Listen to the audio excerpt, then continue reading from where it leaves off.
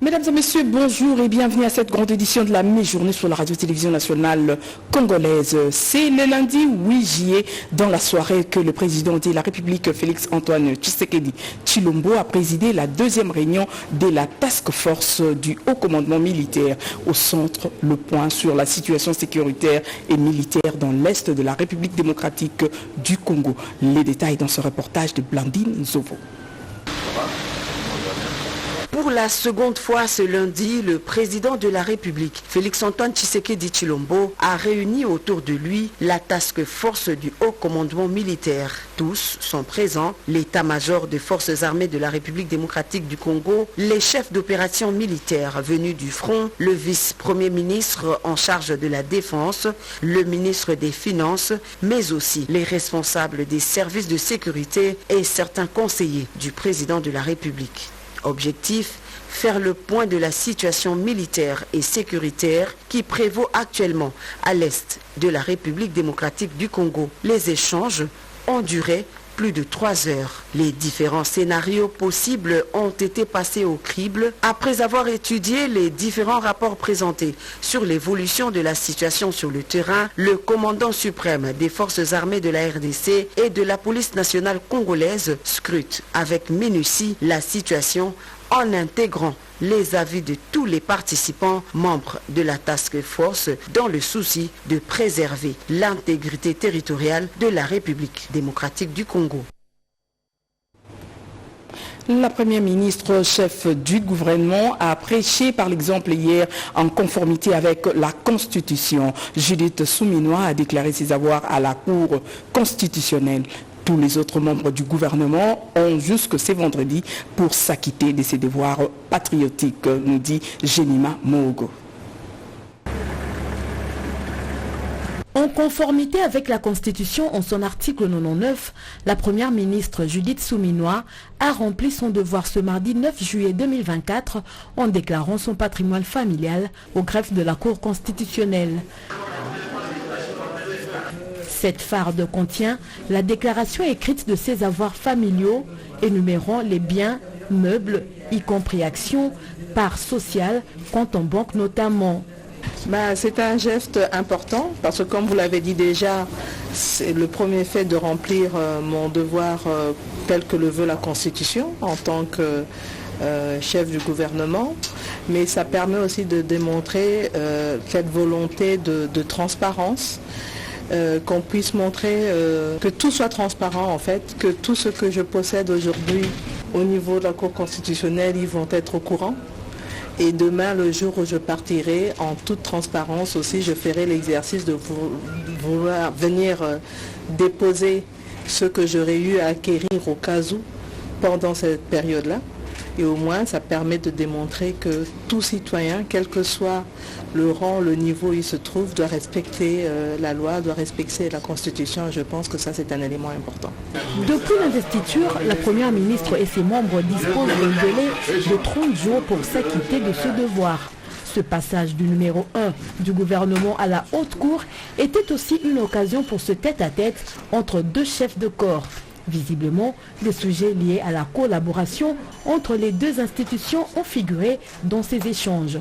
Le président de la Cour constitutionnelle, Dieudonné Kamuleta, en a profité pour faire visiter son hôte la salle d'audience où se sont tenues des audiences liées aux contentieux électoraux, notamment. La République démocratique du Congo a pris une part active aux assises internationales du Centre africain de formation et de recherche en administration du développement au Maroc. Le vice-premier ministre, ministre de la fonction publique, Jean-Pierre Liaou, a présenté les réformes amorcées dans son secteur, nous dit Cédric Kenina. Les prouesses réalisées par la République démocratique du Congo dans la réforme de l'administration publique sous le leadership du chef de l'État Félix-Antoine Tshisekedi Tshilombo et le pilotage du vice-premier ministre en charge de la fonction publique Jean-Pierre Liaou ont été partagés et appréciés par les chefs des administrations de pays membres du CAFRAD réunis à Rabat au Royaume du Maroc. Les innovations réalisées par la RDC en temps record, notamment dans le cadre du rajeunissement qualitatif et compétitif, la fluidité du processus de la mise à la retraite, la mise en place d'un nouveau système de sécurité sociale, la réorganisation des structures. L'expérience de la RDC dans la gestion de l'administration publique a fait école et a suscité l'admiration des chefs des administrations des pays membres du CAFRAD. Notre participation a tout son sens au moment où la République démocratique du Congo, par la volonté du président de la République, chef de l'État Félix Antoine Tshisekedi Tshilombo, est en train de réorganiser totalement son administration publique qui est aujourd'hui alignée comme un des axes stratégiques clés de la vision du président de la République et donc du programme du gouvernement de la République. Et au cours de ce processus de réorganisation, il y a plusieurs urgences, bien sûr, mais il y a toujours un élément clé qui conditionne tous les autres éléments. C'est le facteur formation. La formation reste au cœur de toutes nos stratégies. Les participants à cette réunion ont examiné les avancées du projet de transformation du Centre africain de formation et recherche en administration de développement CAFRAD ou SIG et réfléchi notamment sur les nouvelles stratégies mieux adaptées au nouveau contexte en vue de la poursuite du renforcement des capacités institutionnelles du continent. Le ministre des Finances Doudou Fwamba a présidé hier la réunion de la Troïka politique. L'on note des avancées significatives et des perspectives prometteuses pour la République démocratique du Congo. Les détails dans ce reportage de Sylvie Moembo. L'examen du cadre macroéconomique donne des indicateurs qui, d'une manière globale, vont dans le sens de la stabilisation de l'économie nationale avec pour effet le renforcement du pouvoir d'achat de la population. C'est l'essentiel de la deuxième réunion de la Troïka politique présidée par le ministre des Finances Doudou Fwamba Likunde Libotaï. La vision du comité technique de suivi et évaluation des réformes n'est pas très éloignée de celle de la Banque centrale du Congo. Le coordonnateur du CTR, Félicien Moulenda, est très affirmatif dans ses précisions. L'évaluation a permis de constater qu'il y a eu des progrès qui sont aujourd'hui tangibles sur le plan de l'inflation.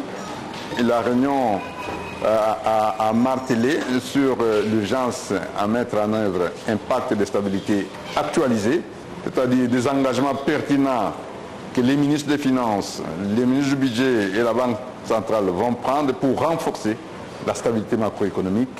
Alain Difumba, directeur de la Banque centrale du Congo, a rappelé les conclusions de la 6e revue du programme économique du gouvernement. Le pays donc va s'engager sur un nouveau programme, toujours avec le Fonds monétaire, qui sera cette fois-ci appuyé par une facilité spéciale qui est le RST, donc qui porte essentiellement sur la soutenabilité et la durabilité. La Troïka politique continue de jouer un rôle crucial dans la coordination et la mise en œuvre des politiques économiques du pays. Les engagements pris et les perspectives discutées lors de cette réunion témoignent de la détermination du gouvernement à renforcer la stabilité macroéconomique et améliorer le bien-être de la population. Poursuite des travaux dès la 25e session ordinaire du Conseil d'administration de l'Union africaine et de télécommunications. Ces assises organisées par le ministère des Pétentique réunissent les experts en télécommunications. Les détails dans ce reportage de Nono Manseko. Après l'ouverture de cette 25e session ordinaire de l'Union africaine des télécommunications par la Première ministre, les délégués de pays membres et autres experts ont poursuivi les travaux en commission. Les finances et autres matières sont examinées. Nous venons d'assister à une session suffisamment bien organisée par la RDC, au cours de laquelle chaque pays membre devait donner un avis. Entre autres, nous avons parlé de l'évolution de l'Internet dans le continent africain. On a parlé de la gouvernance de notre domaine des télécommunications. On a également vu les arriérés de contributions des États membres parce que l'État, comment l'organisation ne peut vivre que sur base des contributions de ses membres. Le rapatriement du siège de l'Union africaine des télécommunications à Kinshasa a été aussi abordé. La RDC est parmi les géniteurs de cette association des pays africains.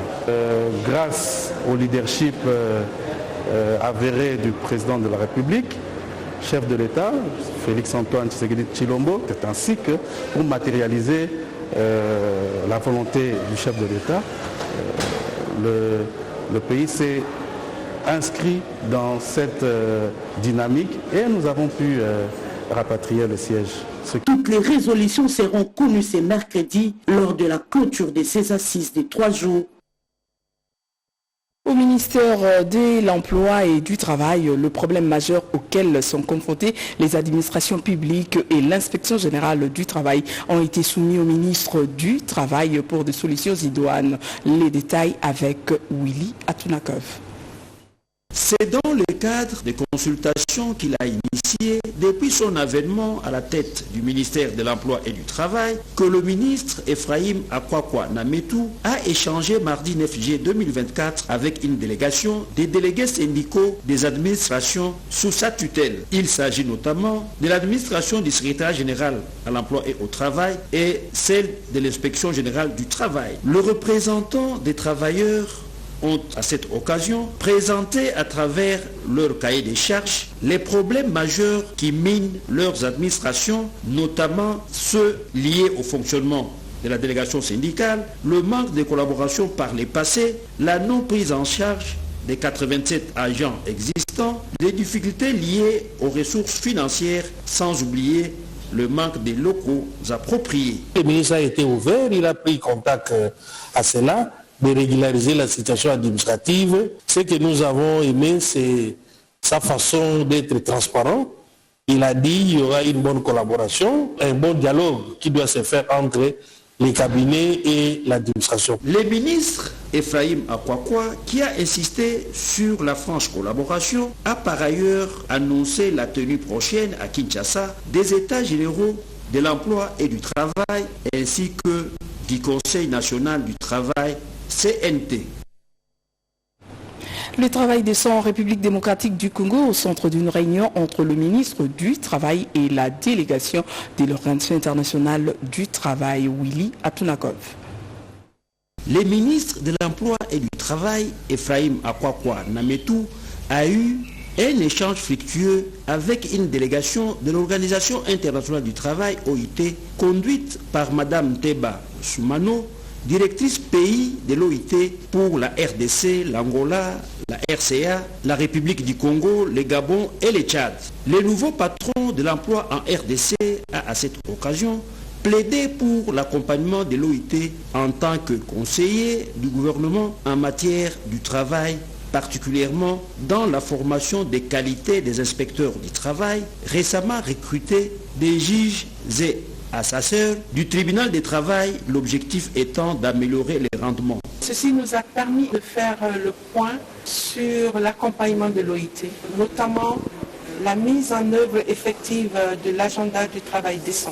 Concernant le démembrement de la prévoyance sociale attachée au ministère de la Santé, la directrice du bureau pays de l'OIT a émis le vœu de voir ces volets revenir au ministère de l'Emploi et du Travail conformément aux conventions internationales ratifiées par les États membres, dont la RDC. Et ce qu'il faut savoir, c'est que la prévoyance sociale est financée par les employeurs et les travailleurs et rattachée au Code du travail. Donc il est important qu'il y ait une bonne cohérence dans les interventions pour que les actions idoines puissent être prises au niveau du gouvernement. Dans le cadre d'une collaboration permanente, Ephraim Akwakwa et Nteba Soumano ont convenu d'organiser mensuellement ces genres de rencontres, surtout que le ministère de l'Emploi et du Travail compte organiser les États généraux de l'Emploi et du Travail, sans oublier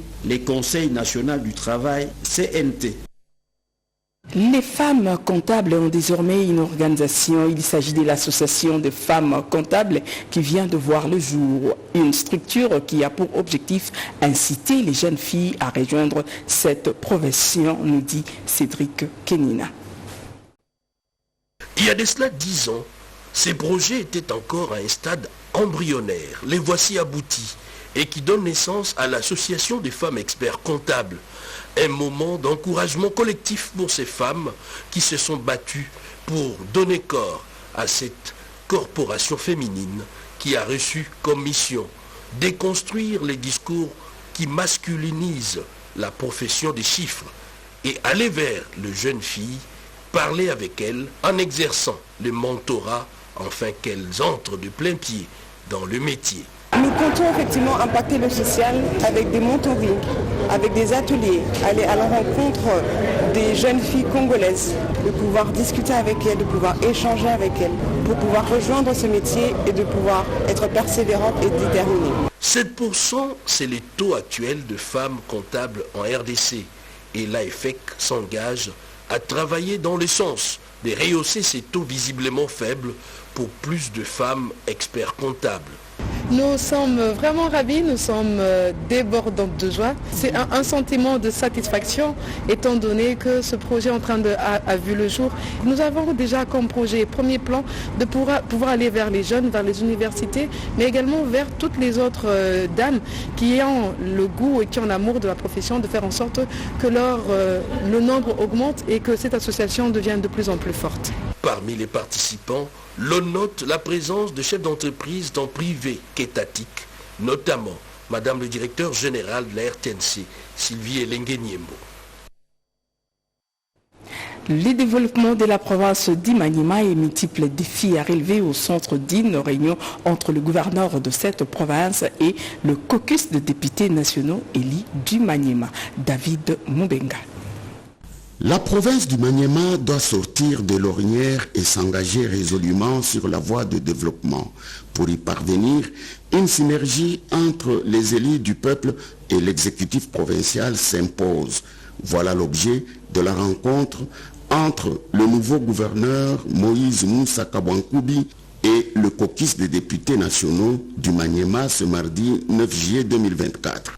Nous avons parlé de tous les aspects du développement de notre province en mettant le point sur les i et surtout en donnant la priorité pour le désenclavement de la province. Alors ce qui nous a donné l'espoir, parce que le gouverneur et son vice, ils étaient très attentifs. Ils ont même résumé tout ce que nous leur avons dit. Nous leur accordons la bonne chance et un fructueux mandat pour qu'ils puissent laisser des traces de développement dans notre province. Avec cet engagement et cette détermination, l'espoir est donc permis pour assurer le bien-être de la population du Maniema au cours de cette mandature. Les biens de consommation de première nécessité, maïs, manioc et riz, périssent dans les installations de la SNCC Mouika, faute de locomotives pouvant les acheminer dans le centre de consommation, constaté par les élus nationaux de cette partie du pays. Suivez.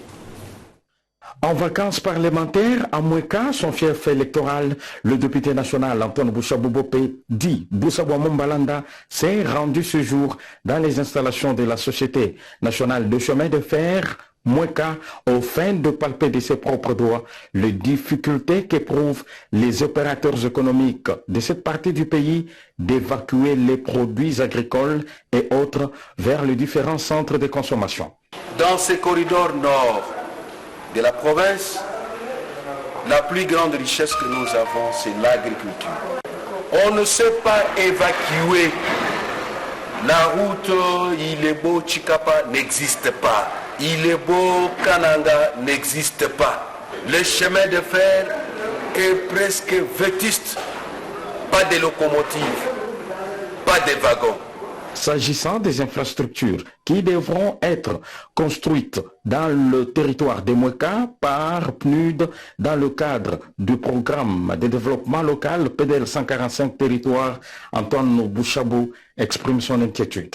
J'alerte l'opinion et Madame la Première ministre, plus le ministre chargé de plans et infrastructures, qu'à Mouika, les sociétés qui étaient chargées de nous livrer, de nous construire les ouvrages, de nous livrer au temps record, rien n'a été fait. Rappelons que cet élu du peuple promet de faire un rapport complet de ses vacances parlementaires à Mouika qu'il va déposer au bureau de l'Assemblée nationale. Et son investiture par le président de la République, le gouverneur du Kasaï est arrivé à Tshikapa hier. En image, Franklin Kalumbo nous propose le temps fort de son arrivée.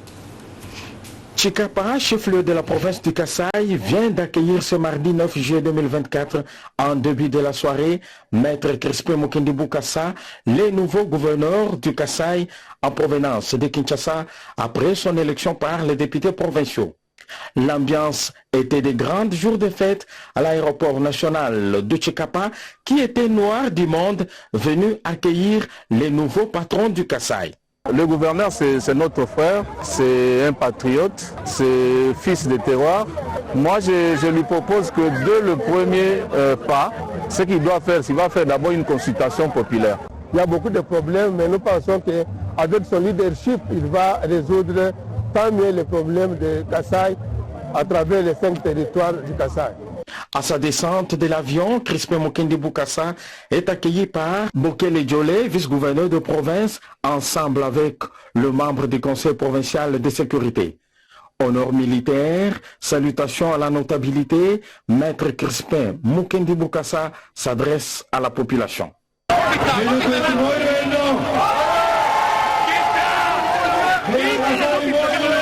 Mes frères et sœurs, l'heure est venue, c'est maintenant que nous devons développer la province du Kasaï, mais dans la main, unis comme un seul homme, bâtissons un Kasaï fort et prospère.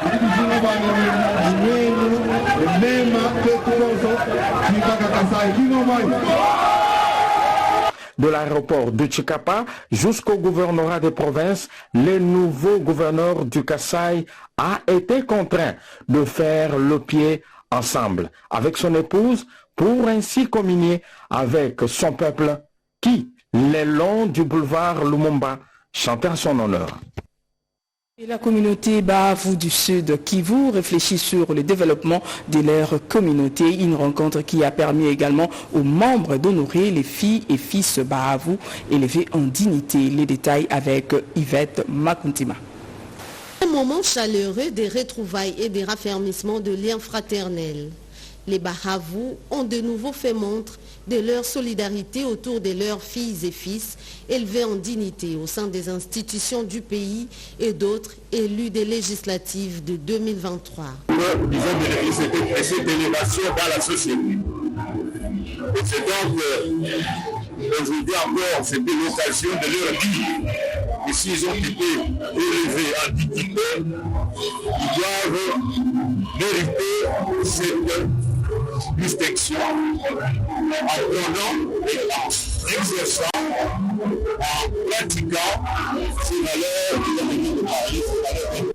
Le président de ces cercles culturels, Jean-Marie Bamporiki, a eu des mots justes pour circonscrire cette activité qui a donné lieu à un espace de réflexion pour le développement de la province du Sud Kivu. Parmi les personnalités à l'honneur figure la ministre des Droits humains, Chantal Chambou-Mouanvita. Aujourd'hui, fierté de cet espace culturel et linguistique, s'est estimée honorée par l'accueil. Les Bahavu, soudés plus que jamais autour d'un idéal, celui des développements de leur terroir. La CENI, remise officielle du rapport définitif d'observation du processus électoral 2023-2024. Le coordonnateur de la mission d'observation électorale a fait l'économie du dit rapport. Il est au micro de Yolande Voka. Des recommandations qui viennent sceller définitivement les avis et considérations dans le processus électoral arrivé à terme.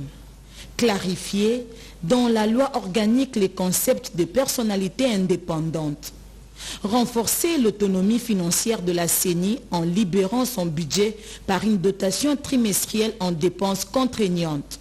Sans là, les grandes lignes des recommandations formulées par la mission d'observation électorale Regard Citoyen dans son rapport définitif d'observation du processus électoral 2023-2024 qui a été remis officiellement ce mardi 9 juillet 2024 par le coordonnateur des opérations électorales des Regards Citoyens, les Bishop Djamba aux représentants du président de la CENI. Les recommandations que nous formulons sont tout à fait globales. Nous proposons que le seuil légal de représentativité soit annulé et que l'on conserve le seuil légal de recevabilité. Parce que le seuil légal de représentativité frustre les électeurs. Un dernier élément parmi les plus importants, c'est au niveau de contentieux. Vous savez que jusqu'à présent, seuls les partis politiques et les regroupements politiques donnent autorisation aux compétiteurs d'aller se pourvoir en justice. Nous pensons qu'il serait plus juste de donner aussi ce pouvoir-là aux candidats pour qu'eux-mêmes se pourvoient et qu'ils introduisent leur contestation au niveau des cours et tribunaux.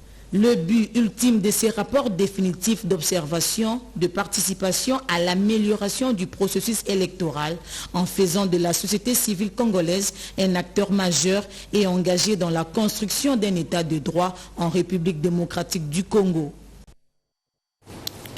Dans le cadre de la lutte contre les érosions dans la commune de Dilala à Kolwezi, la bourgmestre Françoise Mwangezi a inspecté les travaux d'aménagement d'un collecteur des eaux de pluie, travaux exécutés par l'OVD, nous dit Ricardo Bambeka. Elle s'est engagée à matérialiser la vision du chef de l'État, Félix Antoine Tshisekedi Tshilombo, dans sa municipalité. Françoise Mangweji a effectué une visite des chantiers dans le cadre de la modernisation de la voirie de la commune du centre-ville de Kolwezi. Dans la foulée, Françoise Mangweji s'est fait accompagner du chef des services techniques de l'office de voirie et de drainage, OVD Lualaba, pour voir de visu le collecteur qui est abîmé depuis quelques mois déjà et occasionne le débordement des eaux de pluie qui dérange la quiétude de la population de sa juridiction. L'ingénieur de l'OVD donne ici la nature des travaux qu'exécutent ces équipes. Ces collecteurs ici récupèrent les eaux sur l'avenue Saint-Louis. Et nous, quand nous allons terminer notre ouvrage, nous allons résoudre le problème de l'érosion et l'eau va couler paisiblement et vers le lac Kabon qui est notre existtoire présentement. Pour combattre l'érosion qui menace leurs habitations, la population riveraine recourt aux techniques de remplissage des sacs de sable. Nous remercions infiniment Maman Mangweji, notre bourgmestre, qui a décidé de nous faire réparer ces collecteurs. Ces travaux financés sur fonds propres de la commune de Dilala vont durer 20 jours. Long de 120 mètres et 3 mètres de largeur, ce collecteur servira de la bonne canalisation d'eau de pluie pour le bonheur de la population de ces quartiers. Les maraîchers de la ville de Kinshasa plaident pour leurs terrains expoliés. Ils sont empêchés de faire de culture vivrière par de constructions anarchiques. Ils ont dénoncé lors de la journée internationale de la coopérative. Les détails dans ce reportage de Chimène Dondo. Les maraîchers de Kinshasa ont adressé un plaidoyer à l'endroit des autorités compétentes pour la sécurisation de leurs sites victimes des spoliations. Sur plus d'une vingtaine de sites destinés aux cultures vivrières à Kinshasa, il n'en reste qu'une dizaine. Ils l'ont dit à l'occasion de la célébration de la Journée internationale des coopératives qui avait pour thème international « Les coopératives construisent un avenir meilleur pour tous ». Tandis qu'en RDC, le gouvernement congolais a placé sous les thèmes « La République démocratique du Congo peut aspirer à un avenir meilleur et durable grâce aux activités des sociétés coopératives ». Médecins du Monde, une organisation internationale de l'un des partenaires qui vient en appui aux initiatives des maraîchers à travers le programme Prosmas, a relevé les difficultés que prouvent les maraîchers pour accéder au crédit. Nous portons un message aux autorités de la République pour dire qu'il y a un danger dans la ville de Kinshasa. Voilà pourquoi nous nous mobilisons derrière les coopératives, les ministères du développement rural pour que des mesures se prennent et qu'on arrive à sécuriser les terres agricoles. Prosmas Un projet pilote de promotion de la santé des maraîchères, des consommateurs et de protection de l'environnement s'articule autour de 3 axes d'intervention. S'informer les utilisateurs sur les risques liés à la santé relative à l'utilisation des pesticides chimiques et améliorer l'accès à des services de santé de qualité et adaptés aux maraîchères et leurs dépendants. Revue de presse à présent dans une sélection et commentaire de Jean-Pierre Ndolo Demazou.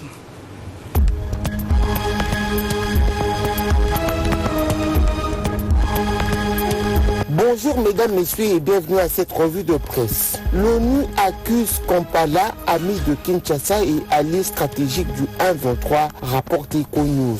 Dans un récent rapport exclusif, écrit le journal, l'Organisation des Nations Unies a accusé Kampala d'être un allié stratégique du groupe rebelle 1-23. Cette révélation accablante remet en question la relation diplomatique entre Kampala et Kinshasa. Le 1-23, connu pour ses violations massives des droits de l'homme et ses activités déstabilisatrices, continue de s'aimer le chaos et la terreur dans la région en provoquant des conflits armés et en perturbant la paix fragile qui règne dans l'est de la RDC. L'ONU a déclaré que Kampala, qui est censé être un allié de Kinshasa, a en fait apporté un soutien logistique et militaire crucial au 1-23, renforçant ainsi sa capacité à causer des ravages dans la région déjà troublée. Insécurité à l'est de la RDC, nouvelle attaque des ADF à Mangina au nord Kivu, trêve humanitaire violée, annonce la référence plus. La trêve humanitaire annoncée le 4 juillet dernier par le ministère des Affaires étrangères des États-Unis dans toutes les parties au conflit dans l'est de la RDC ne semble pas être respectée. Une nouvelle attaque tragique a eu lieu le lundi 9 juillet dans la soirée dans la commune de Mangina, quartier Manjia, sur la route de Biakoto dans la province du Nord Kivu. Selon des sources locales, les terroristes ADF ont attaqué la zone, entraînant la mort brutale de 11 personnes, dont 6 femmes et 5 hommes. Un journaliste congolais retrouvé mort au Rwanda, note Géopolis Hebdo. La communauté des artistes et journalistes du Sud Kivu en est encore à se demander de quoi est mort leur collègue Yves Kayeni. L'artiste congolais dont le corps sans vie a été découvert est connu pour son engagement contre la pollution. Il a été retrouvé mort dans sa maison à Rusizi au Rwanda. Une mort dont les circonstances ne sont pas encore élucidées. Yves Kayeni, âgé seulement de 33 ans, a été un artiste particulièrement engagé. Son corps a été découvert le samedi 6 juillet, le jour de son anniversaire. Une des retombées de la 49e session de l'Assemblée parlementaire francophone au sujet de l'agression de la RD Congo, une résolution signée par 34 pays membres condamne le Rwanda, titre Africa News RDC.com. Le lobbying que mène le président de l'Assemblée nationale Vital Kamerhe en marge de la session de l'Assemblée parlementaire francophone qui se tient au Canada produit déjà des fruits. En effet, la RD Congo vient de décrocher une résolution soutenue par 34 pays condamnant l'agression rwandaise en RD Congo. Cette même résolution condamne aussi les morts et violences perpétrées par le 1-23 soutenu par le Rwanda. Mesdames et messieurs, c'est la fin de ce journal de Cédric Kenina réalisé par Patrick Bapouila et Evelyne Kikumbala.